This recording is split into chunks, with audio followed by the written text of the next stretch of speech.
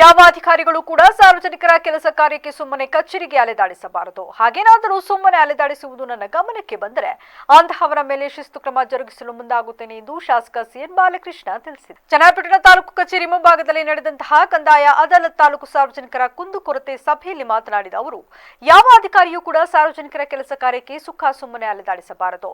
ಹಾಗೇನಾದರೂ ಸುಮ್ಮನೆ ಅಲೆದಾಡಿಸುವುದು ಕಂಡು ಬಂದರೆ ಅಂತಹವರ ಮೇಲೆ ಶಿಸ್ತು ಕ್ರಮ ಜರುಗಿಸಲಾಗುವುದು. ಕಾರ್ಯಾಂಗ ಮತ್ತು ಶಾಸಕಾಂಗ ಈ ಎರಡು ಒಂದೇ ನಾಣ್ಯದ ಮುಖಗಳಿದ್ದಂತೆ. ಶಾಸಕಾಂಗ ಶಾಸನಬದ್ಧವಾಗಿ ಕೆಲಸ ನಿರ್ವಹಿಸುತ್ತದೆ, ಕಾರ್ಯಾಂಗ ಕಾರ್ಯಗಳನ್ನು ರೂಪಿಸಲು ಕೆಲಸ ನಿರ್ವಹಿಸುತ್ತದೆ. ಆದ ಕಾರಣ ಯಾವುದೇ ಸಾರ್ವಜನಿಕರ ಕುಂದುಕೊರತೆಗಳಿದ್ದರೆ ಅಂತಹ ಕುಂದುಕೊರತೆಗಳನ್ನು ಅಧಿಕಾರಿಗಳು ಸ್ಥಳದಲ್ಲೇ ಬಗೆಹರಿಸುವುದು ಸೂಕ್ತ. ಅದನ್ನು ಬಿಟ್ಟು ಕಚೇರಿಗಳಿಗೆ ಸುಮ್ಮನೆ ಅಲೆದಾಡಿಸಿ ಕೆಲಸ ಕಾರ್ಯಗಳನ್ನು ಮಾಡದೆ ಸಮಯ ವ್ಯರ್ಥ ಮಾಡುವುದು ಒಳ್ಳೆಯ ಗುಣವಲ್ಲ ಎಂದು ಎಚ್ಚರಿಸಿದರು. Lohith, VVC news, Channarayapatna.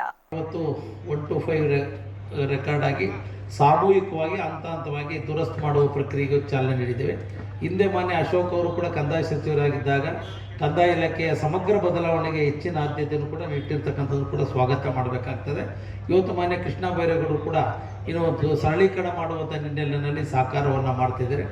ಈ ಪಾಣಿ ತಿದ್ದುಪಡಿ ಪ್ರಕ್ರಿಯೆ ಹಿಂದೆ ತಹಶೀಲ್ದಾರ್ ಹಂತಕ್ಕೆ ಬಿಟ್ಟಿತ್ತಿಂದೆ. ಈಗ ಬಹುಶಃ ಕೆಲವು AC ಅವ್ರಿಗೆ ಹೋಗ್ಬೇಕಾಗುತ್ತೆ ಅನ್ಸುತ್ತಲ್ಲ ಸರ್, ಹೋಗ್ಬೇಕಾಗುತ್ತೆ.